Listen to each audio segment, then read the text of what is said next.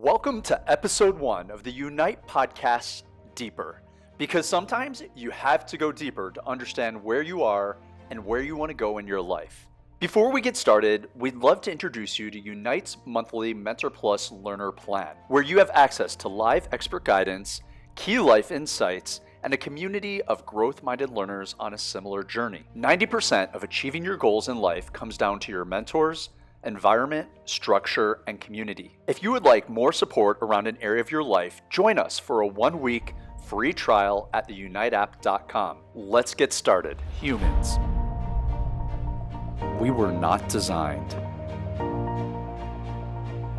to go at life alone. We're designed to connect, grow, learn, belong, create, master, love, evolve, collaborate, achieve, share, be seen, heal, to self-actualize, to reach our full potential. It's time to get back to what makes us human, because our happiness depends on it.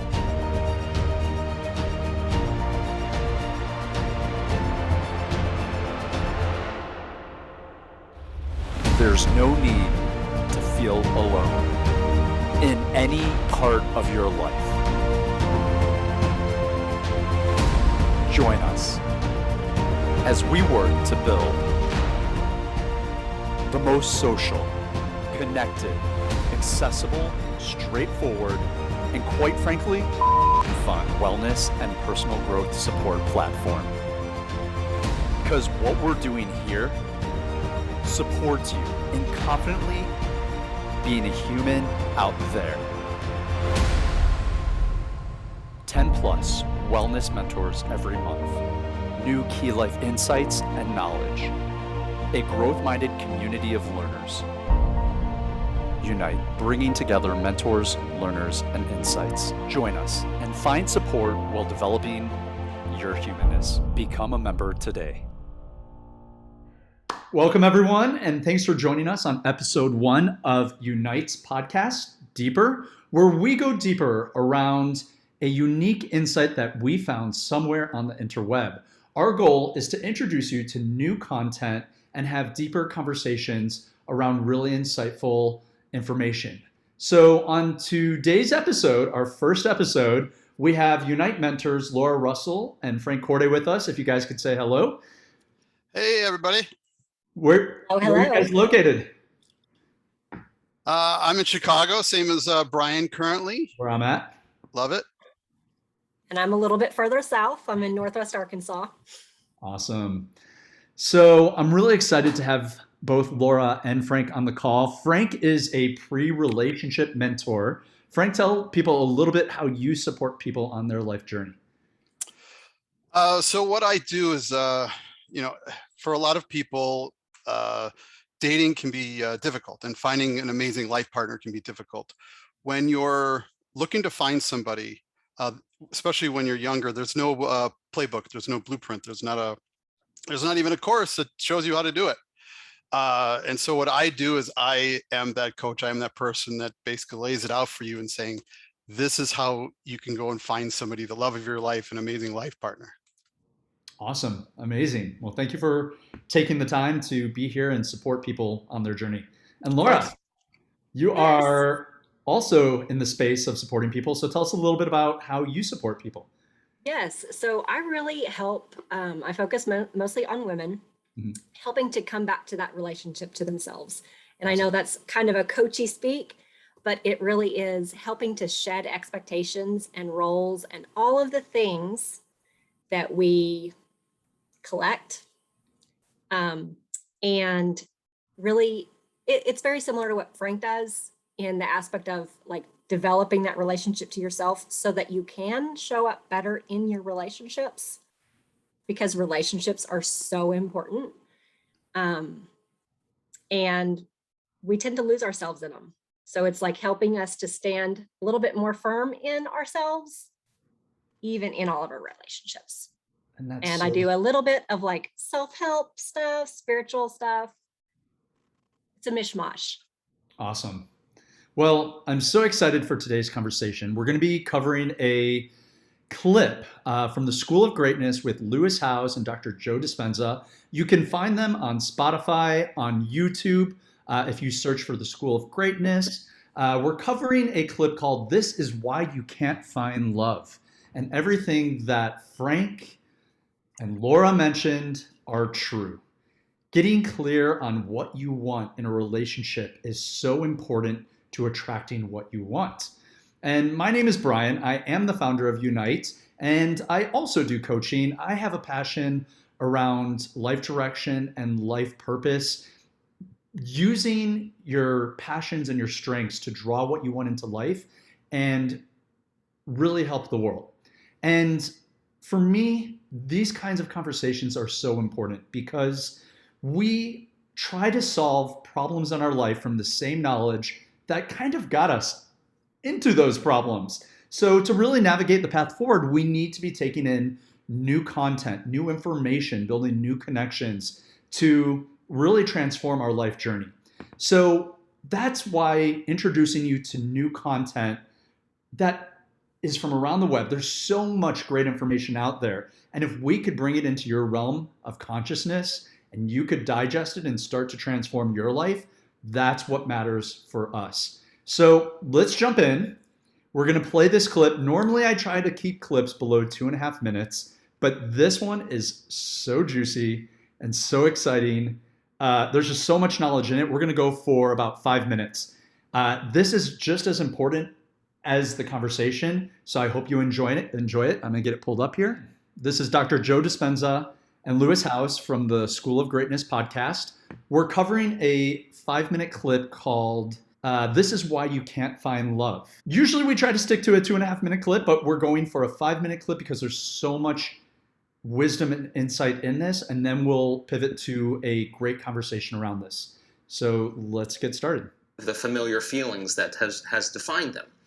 So they'll say, I can't really feel joy. I can't really feel love. And what they're really saying is, I've been conditioning my body emotionally so much into the past that I can't feel anything else other than what I know. Anger, resentment, pain, suffering. Psychology calls those normal human states of consciousness. Those are altered states of consciousness. So normal states of consciousness are these kind of negative feelings? No, I'm saying that those states of survival, people say anger, fear, those are normal things. Gotcha. No, those are in survival. Those are altered states. The survival chemicals are actually knocking your brain and body out of balance. You're out of balance in that moment. Mm-hmm. And if you keep doing that, the imbalance is now the new balance. And now you're altered emotionally. So back to the concept of love. Mm-hmm. So the person can theoretically, intellectually, philosophically say, oh, I want this type of person. She's got to be this way. He's got to look this way. He's got to be like this. And they're basically saying, I want something that represents all the things that I no longer want, right? And so they're creating with their brain and mind, which is perfect. The problem is that if you can't feel the emotion of your future, your manifestation of love before it's made manifest. Like people say, well, when my relationship happens, when I find Mr. Right, then I'm going to feel love. Like waiting for the outer environment to change, to take away this feeling of anger, resentment, emptiness. But they forgot that they create reality. In other words, when it finally appears that I'm going to feel love, that's cause and effect. We're waiting for something to happen. If you're feeling the lack and the emptiness, then you're keeping your relationship at arm's length because you don't have the magnetic field to draw to you. So the emotions that come from these energy centers, the lower energy centers in our body, do have frequencies, there's chemistry involved, but they have a different agenda. So now we ask the person, can you teach your body emotionally what the future will feel like before it's made manifest? That means you can't wait for your relationship to feel love. You have to reverse that battleship and understand feeling love now is going to be the magnet. And if you can hold the vision of your future, a clear intention, with a coherent brain, organize signals into the field, and you could actually crack this thing open and practice getting so present in the moment that you're not anticipating the next moment or trying to predict the future. And you're no longer romancing the emotions of your past. You can find that sweet spot of the generous present moment. The familiar past is the known emotionally. The predictable future is the habituation of autopilot, being unconscious, and programs. Those are both knowns. There's only one place where the unknown exists. That's the present moment. So if you could work with your body to the point that it trusts you enough to feel so safe that you have conquered it in a certain way that it could actually relax into the present moment, and it's not worried about what's going to happen next or what's going on around you, or that you need to eat, you need to pee, you need to move. You got beyond all your drives, and you're ready to create. That moment where you're present, if you could begin to work with your heart and start to breathe and start to practice feeling love. In the beginning, it would feel foolish, or gratitude. Why would I feel love if it hasn't happened? Well, that's because you've been hypnotized into waiting for your world to change to feel the emotion from the experience. Wow. But according to the quantum model, your emotion ahead of the experience, when you combine that clear intention with the elevated emotion, and you feel love, your body's so objective that it's actually believing it's living in that future in the present moment. And your body now is beginning to change. You are beginning to change your biology to reflect what you're about to experience in your future.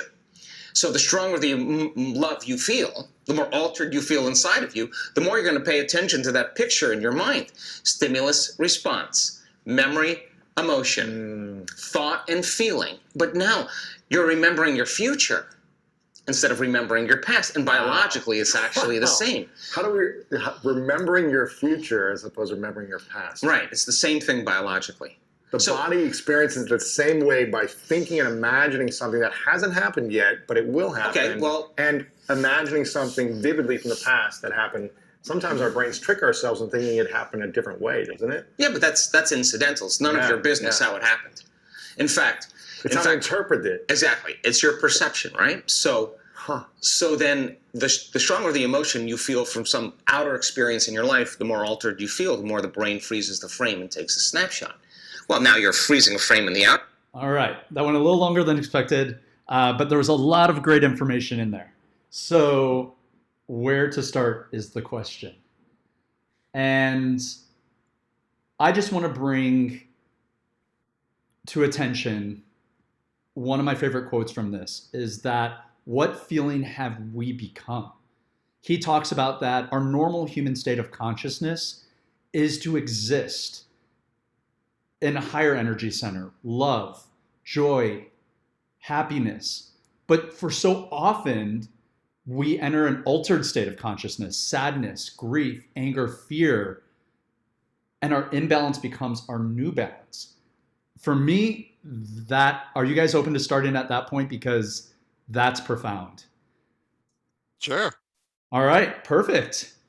So what we'll do is we'll take about 20 to 25 minutes to have a conversation about the 5-minute clip we just watched, and then we'll open it to Q&A. So if you have any questions around love, manifesting love, maybe an emotional state you're in, feel free to share that question in the comment chat box, and we'll read it. And if you're open to coming on the call, you're welcome to join us. Or we could just answer it. So feel free to write a comment in the chat box, and whether you want to go live with us or just have us talk about it. Perfect. All right. So let's go deep. Do you guys, and I'm going to ask this quite frankly, do you guys feel you operate in a normal state of human consciousness, which is love? Or do you feel you operate in an altered state of consciousness on a daily basis? Laura, you want to go first? Or you want me to go first? Ooh, that's a big one. I would say in general, I try to operate out of the higher frequencies. Mm-hmm. And I have 2 teenagers and a lot of crazy crap that goes all around at all times. And so it tries to bring it down. And so it's like absolutely critical for me to know when I'm operating out of those lower frequencies, and I have to know my ways of coming back up, if that Totally makes any sense. Do you have a way that you? Yeah. Oh yeah. Oh yeah. I had to do it yesterday. Like, yeah. Yeah. And like for me, and that's one of the things that I work with the most is like that relationship to ourselves. It's knowing first when I'm operating at the lower frequency, which happens way too often. And what to do to come back. Yesterday was one of those days. And I know that I was there because I felt disconnected from myself. I was like, emotions were like right here. I was spinning out with like, well, what if I do this? And what if I do that? And, you know, all of the catastrophizing, all of that stuff. And I know when I get there, I need to go into nature. Like, I know that I need to reconnect. And luckily I live like 3 minutes from a place that's hidden from other people that I can go away to and just sit for like 5 minutes. And it brings me back to that higher frequency. Good. Yeah. Being an adult has a way of just dropping us down. Oh, Either into the past or just to lower frequencies. What about you, Frank? You know, what's interesting is Dr. Joe, he talks about when he gets stuck in a spot, and he says, well, how long am I going to stay here? Right. You know, if you talk to Tony Robbins, or if you listen to Tony Robbins, he talks about the same thing, where every once in a while something brings you down and you have to figure out, all right, how long am I going to stay here? So you have to find your happy place. I think Laura's talking about her happy place. Like, all right, her happy place is, you know, going into nature, and that resets everything. So for me, it's similar. You know, life happens. If you're driving down the highway and someone cuts you off in a split second, you know, I go from in a happy place and listen to some tunes to, you know, that jerk. I'm gonna go get him, and you have to say, whoa, oh, that's not who I am. That's not where I want to be, and you basically reset. And for me, what I work on is I just think of something that makes me happy, like the day I was married, or, you know, or a birthday that I was attending with a friend, or something that makes me happy, and it snaps me out of, you know, that bad mindset just for the quick second, right? It resets everything.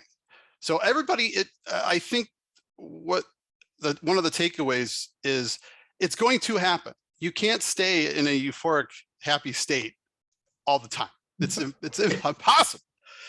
But if you know where your happy place is, if you know that, all right, this is going to happen, or something's going to happen that's outside of my control, it's going to affect me, that's fine. But I know where my happy place is, and then I'm going to go back to that spot. I'm going to reset, and then I'm ready to move forward, be productive, and go after whatever I'm going after. Definitely. So for me, you know, it's really a recent feeling of understanding the emotions that are present in me. You know, we all have relationships, whether it's with our family, our friends, and it wasn't until recent that I realized I had some grief, which was the frequency that I was operating. I mean, I'm a happy person, but I had low-level grief, ambiguous grief, operating under the surface level, and it's still there. But I believe that my grief has become my new normal state. And it goes back to the relationship with our parents sometimes. You know, I love my parents. They're super supportive, but I'm living with them right now. And sometimes you find yourself in arguments, and your ways of existing, you know, are in conflict. And when I have an argument with one of them, it takes me back to the space of, why are we this way? I wanted our relationship to be another way, maybe. And now listen, no relationship's always going to be perfect. We have some unique stuff in our family around PTSD. But the little boy in me, the grieving little boy, wanted to, specifically around my mother, who has dealt with PTSD from giving a child up for adoption, wanted to, that little boy wanted to help her. And sometimes people don't want that help. They're okay with where they're at and the expectation that the relationship we would have had or could have had, we have this sadness inside of us if it didn't play out how we imagined. And so I just, in the past year, realized that I was operating at such a low frequency, and I kept attracting relationship after relationship after relationship of people who had lost their mothers. And I had to ask myself, why am I attracting this? And I think we could all ask that question. Why are we attracting to our life what we want? What frequency are we operating? And I finally realized, if I'm attracting someone who's grieving, am I grieving? And that's when I got clear on the ambiguous grief and maybe what I was going through on why I was attracting that. So once you get clear on it, you can move from your altered state of consciousness to a normal human state, which is love and happiness and joy, which is where I believe I am now. But it's slowly, I just asked my mom, they're in Mexico. When they get back, I said, I want to take you on a mom and son date. I want to take you downtown. I want to take you to dinner. We have limited time that I'll be living in the house with them. So let me make the most of it. And how can I move into a space of creation, a space of happiness, a space of love versus the past? And so that's the next question that Dr. Joe and Lewis Howe talks about, is ways to live in the present, versus living in the future or living in the past.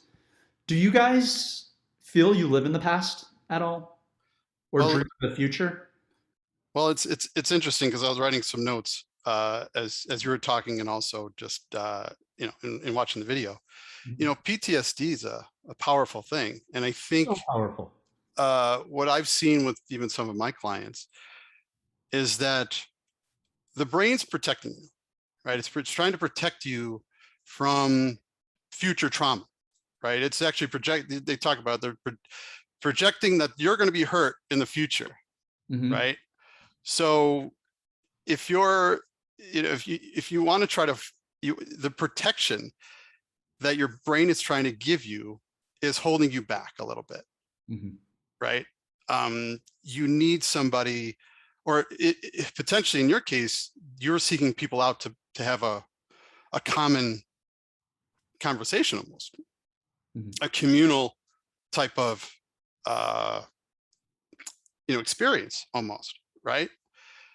So for some of my clients, it's like, you have to be the right person, you have to find the right person, it has to be the right time, right? And so if all those things get together and mesh, then you guys can then move together as a team.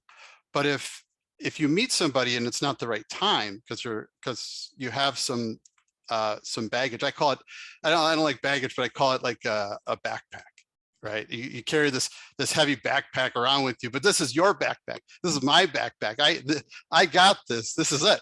But imagine, and they kind of talk about it in the video, imagine if you just let go of the backpack.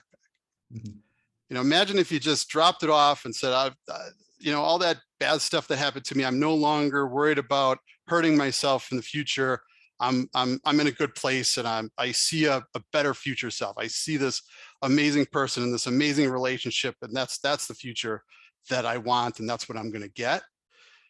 You leave the backpack, and who knows where it ends up, in the trash somewhere. But there was another thought that came to me as I was preparing for this. Is like, well, think about it. If you could get rid of, if you had amnesia, and it was just amnesia of all the bad stuff. You remember who you are and all your friends and everything else, but you just forgot about all the bad stuff. And you're starting off on a new spot right now. Imagine that person, and that future self is here now. And then you're going to attract all these exciting people because you're not worried about all that stuff.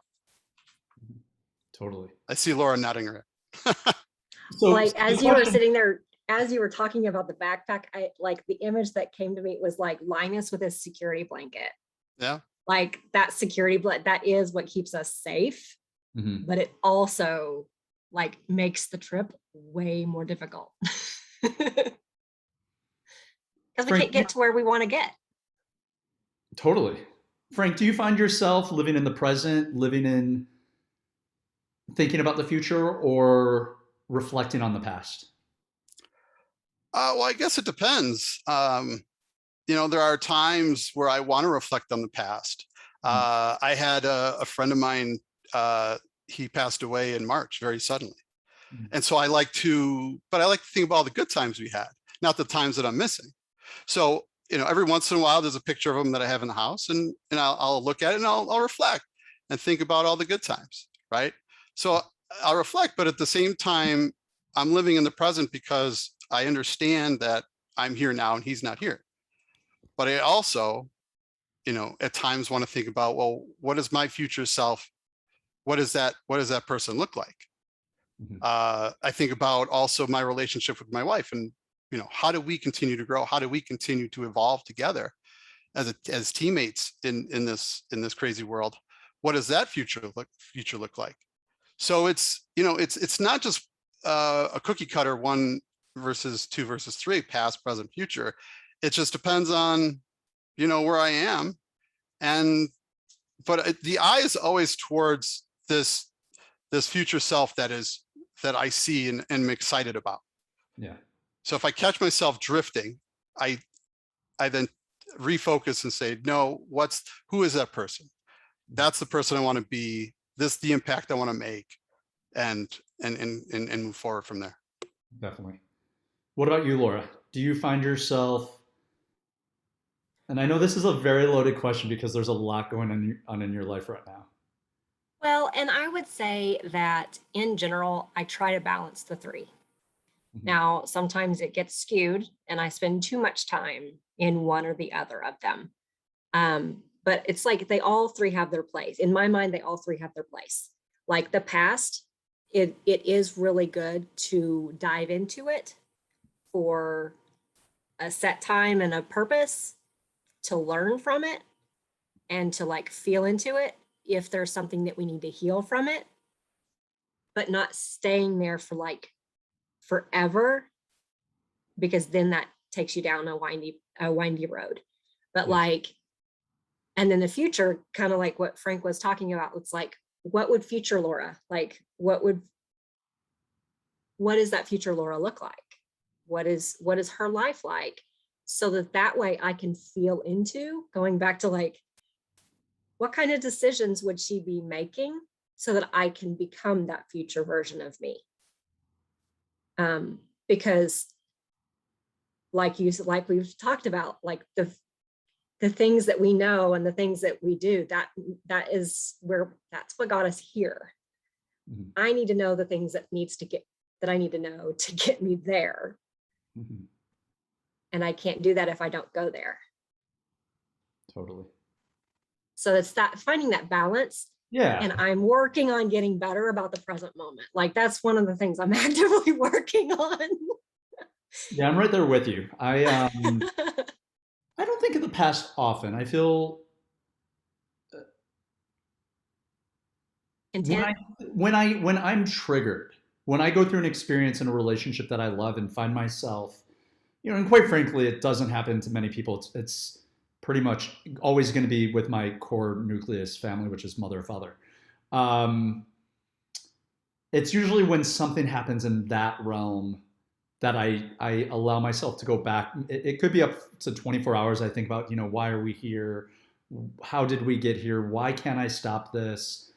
Why do we have this kind of interaction? And the problem mind wants to solve what's going on.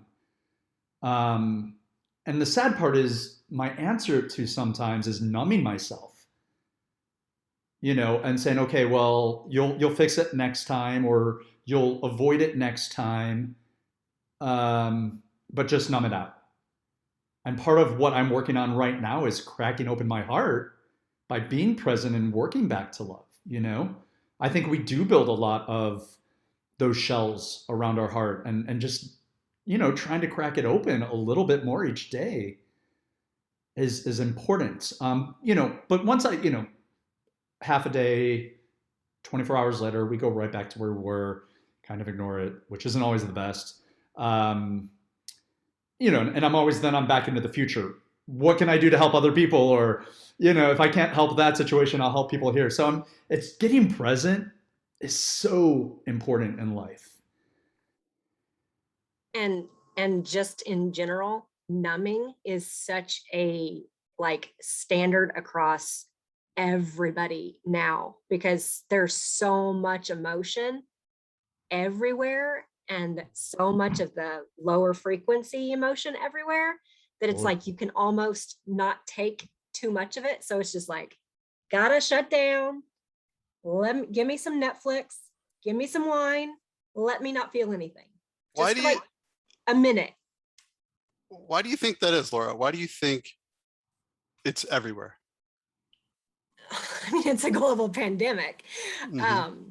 But even outside of that, I think it was getting to that point even before the pandemic hit.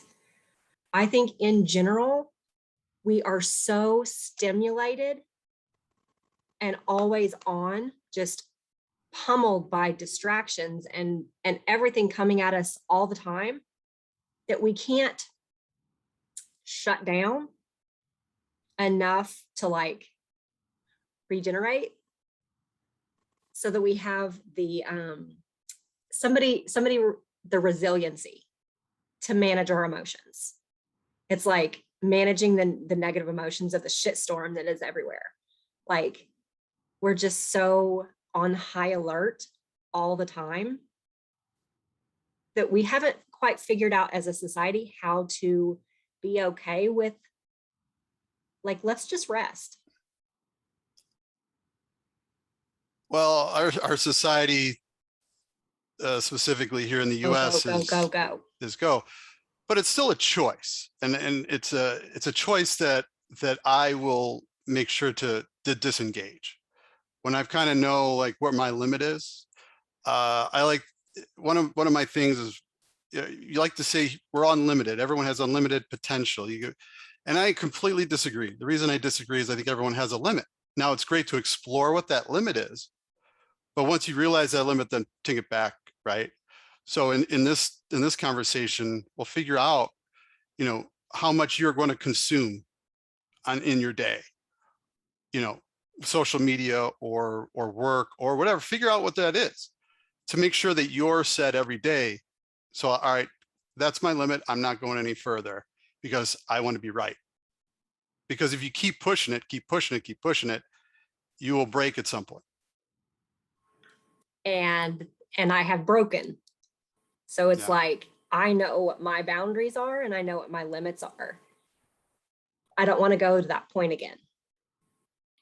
But do you guys mind if I jump in here with something on a complete tangent? Go ahead. I feel as a society, we have completely lost touch with the ritual of community gathering, of slowing down. I have friends who are Jewish and practice Shabbat, and I talk to them about it, about how it's part of their communities and religion to take days off, to be together, to argue, to relax, to just experience each other. And I think outside of that, minus some other deep tribal cultures, our world, for the most part, even when we're relaxing, we're not relaxing.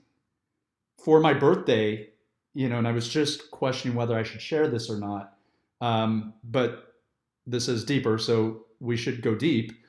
For my birthday, I did a mushroom ceremony in Los Angeles with 27 people. And we had to slow down for, 12 hours, it was 3 p.m. till about 8 a.m. the next morning. And I do it with a very specific intention of self-reflection, personal growth, of connection, healing, shadow work, and connecting with community over that period of time. We had 2 fire pits in the Hollywood Hills, and people would just go to their corner. They would slow down. They'd have conversation, no technology, heart to heart. We have lost that. And it's in rare situations that we find it again. Well, if you don't mind me chiming in. Please do. there's also, because we're talking about love and relationships, there's a lot of that too, where couples aren't taking time Correct. to keep that connection strong. Because if you don't keep that connection strong, which is the base of your family, then it starts to splinter and break apart. Totally. So you have, my wife and I, we do date night every Wednesday, right? Just take time to ourselves. We put the phones away, no distractions, just the two of us. But it's just not Wednesdays. We also break away time for that as well at other periods of the week, to have that connection, because that's one of the greatest things in life. There's so many people pursuing it. It's where we're here talking about it, right? It's so powerful. And then if you don't feed it once you have it, then that's going to cost you, and that's a shame. And to your point, it's not just intimate relationships, it's friends, it's family, other people that you encounter, and to take that time to be present and to put the distractions away is so amazing. And we don't do it enough, but it's still a choice. And we can also choose to take that time to put things away and say, I'm not that busy, I'll go ahead and do it.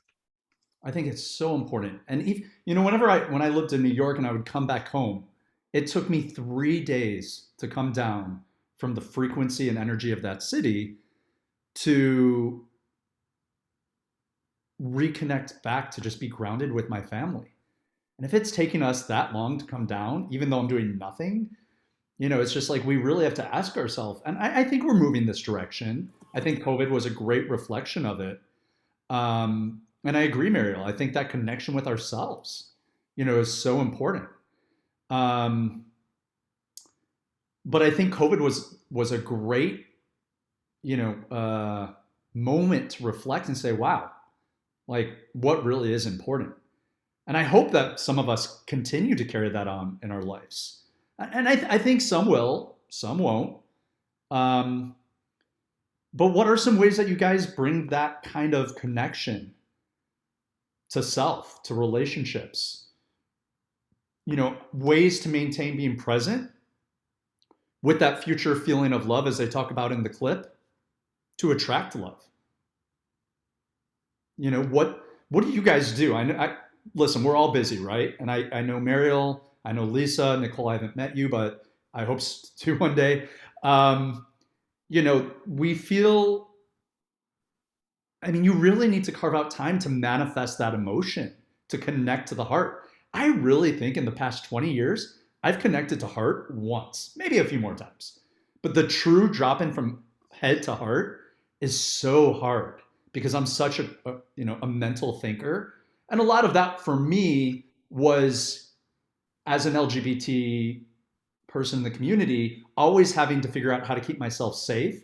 And that was such a cranial thing to think of, how do I protect myself, stay closeted so no one discovers me.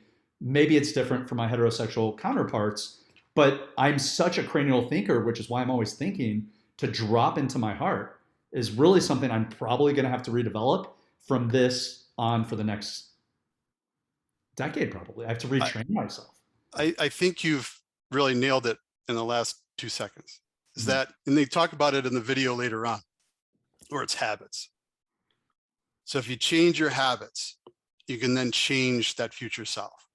Right. If you want to lose weight and you're a little bit heavy, you have to change your current habits.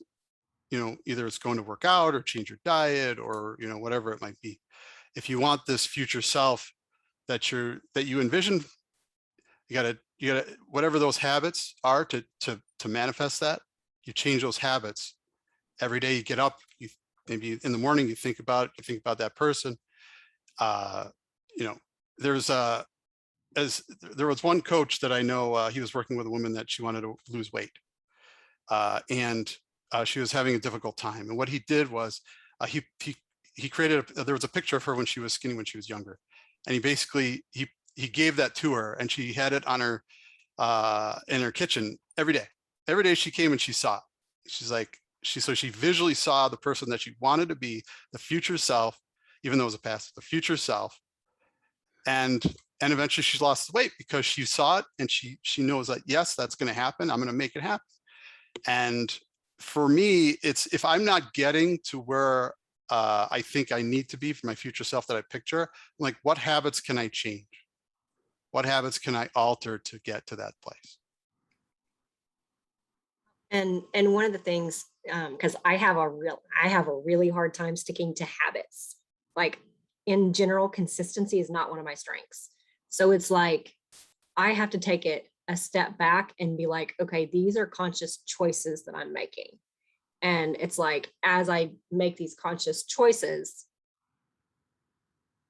it releases the pressure of it being a habit. I know but it's something just with me.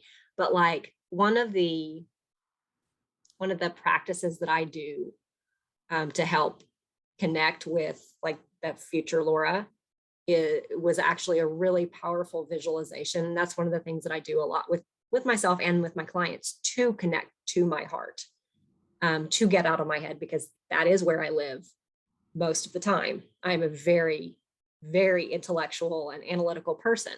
And so for me to be able to turn off the brain, I have to literally like be very still and do visualizations and go into the more like creating it in my head so that it taps into my heart. And there's one of the author of Playing Big, her name is Tara Mohr, Mohr. She has an inner mentor visualization that is amazing. And it literally is like taking yourself into seeing that future version of you and feeling your life as her or him. And then coming back and being like, okay, what choices do I make to start becoming her? To like bridge that gap of like the beliefs and how I am now and the beliefs and choices and everything as her. I have to get from there to there.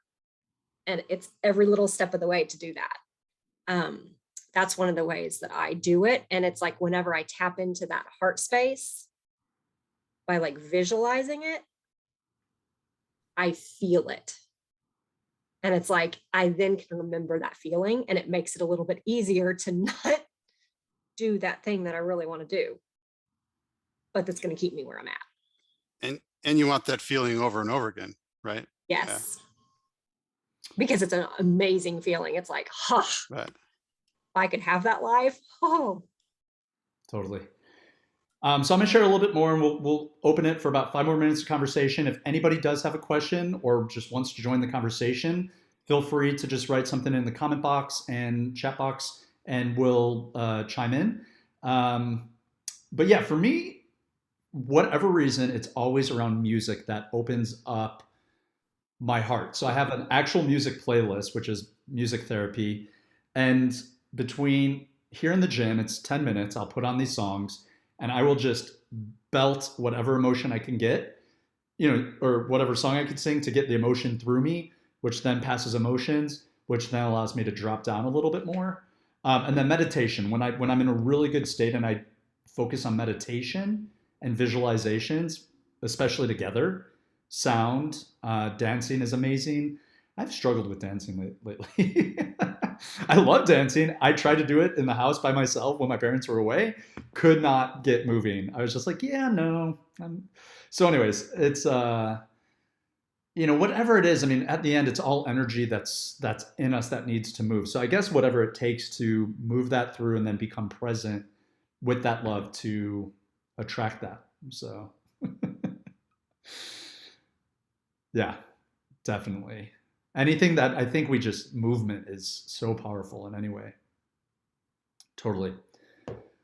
If anybody else wants to, yeah, go ahead, Laura. And I think that is actually, it's like, if you think about yourself as a whole, we are a mind, we are a body, and we're a spirit. Like, we are a holistic being. And it's like the brain is just one part of it. So it's like that movement in the body moves the energy through. Totally. And totally gets us out of our head. It's like, bam. Yeah, I agree with that. Totally agree. Frank, any last things you want to share before we open up for Q&A?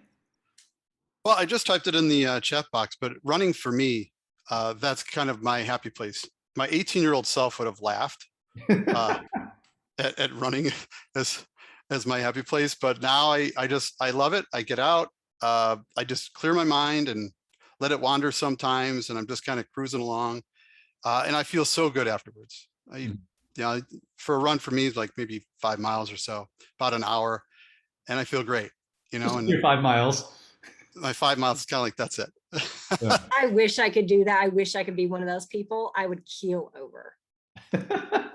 It's you got to start with one step, right? Right. Exactly. But for me, that if you could find your happy place, and reset yourself, a lot of what we're talking about, love and what you're trying to seek out, and get yourself ready for that future self, that it'll be really helpful. Totally. I think that's what it is all about. And that's what they talk about, is not waiting for the future, but to bring it into the present. And every decision, every thought, every action is becoming what we're attracting. And I talked about this on one of our last live chats, but even just a degree and shift of your words, of your actions, of your emotion over 10 years will take you on a completely different path in life. So being deliberate, literally, with every present emotion, every thought, every word you speak, it's hard, it's a practice.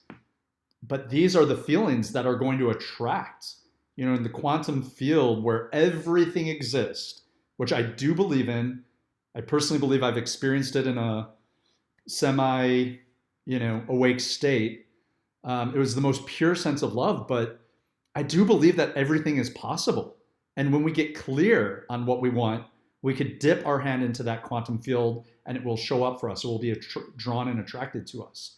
So that's what the importance of thought and being present with our emotion to attract what we want. And I'll keep trying that, I guess, with the lottery. I keep trying, it doesn't, I wonder if there's always like a... You never know. You never know. I keep trying. Anyway. Some people win. Totally. So I don't see any questions in the chat. Nicole just said, I've always sought out relationships with people who are emotionally unavailable, which mirrors the relationships that I had with my mom. I was married to a man for 24 years that was the same. I would like to break that pattern. Which is first off, the fact that you're aware of it is the number one step. Number two, and let's open this up for conversation, and you're welcome to join us, Nicole, but I'll open that to Laura to chime in. Yes. Okay. So Nicole, I feel your pain. Lots of years of emotionally unavailable partnerships. And through all of the coaching that I have had done with me, the biggest thing that actually, or the hardest thing for me to accept, was seeing where I was emotionally unavailable, because like attracts like. And whenever I had to take that pill of I was emotionally unavailable, I was like, you are so sorely mistaken. No, I'm ready for this. I want that partnership, bring it. And then it's like, oh, wait. Okay. So it's really diving in and getting curious without judgment on in ourselves to see where it is that you are emotionally unavailable. And it may be a fear of being hurt. It may be a fear of abandonment. For me, mine was fear of abandonment. Like if I looked at all of my triggers, all of the things that like those lovely like deep dive journaling activities that they have you do, where it's like you look at the trigger and you look at the fear of what you're afraid of happening. Every single one of mine was that I was afraid of being left. And so it took me being honest with myself to start breaking that pattern. And now I'm finally in a relationship that he is not emotionally unavailable.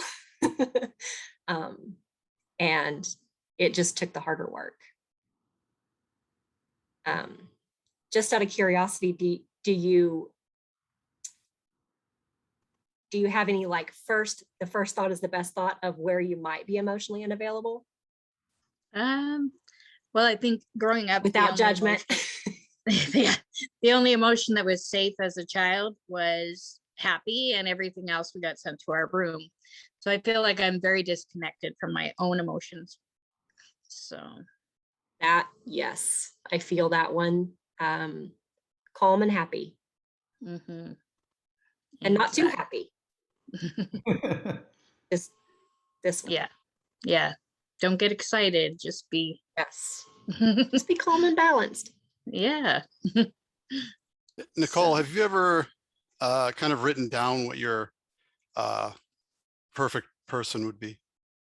You know, I have not written it down. I've thought about it lots. That's the first step. Write it down and what those qualities are. Because if you do that, you might start looking around and noticing people with some of those qualities, and that might help break the pattern a little bit. Okay. That sounds good. And you can also take a look at that list of the people that what you want and be like, where am I not those things? Because if you want to be in a relationship with that person, you get to create that relationship within yourself. And feeding off of that, think about also, where would this person be hanging out? Oh. Right? Where would you find this person? What would they be doing? Because they're out there. Nicole, this person is out there. They're waiting for you, right? So where are they hanging out? Where can you find them? Maybe it's a Facebook group. Maybe it's, maybe it's a dog park close by. I mean, I don't know your interests, but where would this person be? Where would they be located? And maybe start spending some time in those places. Yes. I live in a very tiny town, so I just need to go into the city. Not even. I don't think you need to. This is great. But, we just did, I'm not sure if you're familiar with attachment style, but we just did a live chat about an hour ago that I'm going to put up online. Okay. Amazing conversation. I'll share that with you. Frank did an amazing conversation around love languages. And then one of the mentors, Milko, just did a conversation around how to attract the partner that you want. Literally some of the most beautiful, profound conversations we've had. So I'll send those all your way. But the takeaway is, listen, the beautiful part, and also one of the most obnoxious parts of our generation, is that we have so much accessible to us. And getting clear on what we want and who we want to be and what we want to attract, we could literally, if we are clear and put that out, we can find it. And it doesn't always require, that trip to the city right away. I think that's the beautiful part of technology, is that we can start to test and cultivate relationships and know that not everyone's meant to go to the city for, the ones that are really worth it, that you build that connection with, then you go to the city and you waste your gas and have a dinner and all that. But, I'm also doing a live chat coming up on Sunday morning at 9 a.m. Central Standard Time about using your life purpose to unlock love. And that's going to be a lot around core values and, really tapping into who you are and what your strengths and purpose are. So I'd love if you're around to join me on that. But there's a lot of information out there. And so we'll share that.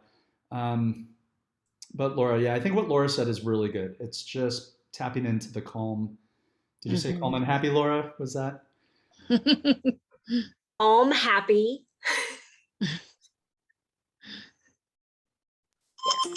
One thing else I'll kind of chime in on for Nicole is that a lot of some of my clients, the mistake that they made, whether it's online or whatever, they try to cast a wide net. They're almost like marketing themselves to a lot of people, and you're really just trying to find one person. So be specific, be you, because that person's going to love you for who you are.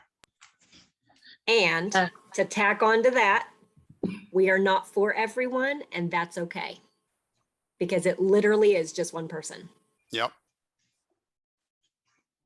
Have that thing up on my wall. You will be too much for some people. Those aren't your people. Totally. Thanks for sharing that question, comment with us, Nicole.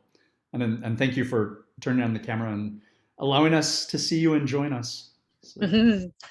I'm baking buns. Sorry. No worries. All right. So we will. Is there anybody else that wants to chime in on the conversation, or we'll move towards closing this beautiful space and conversation for today? All right.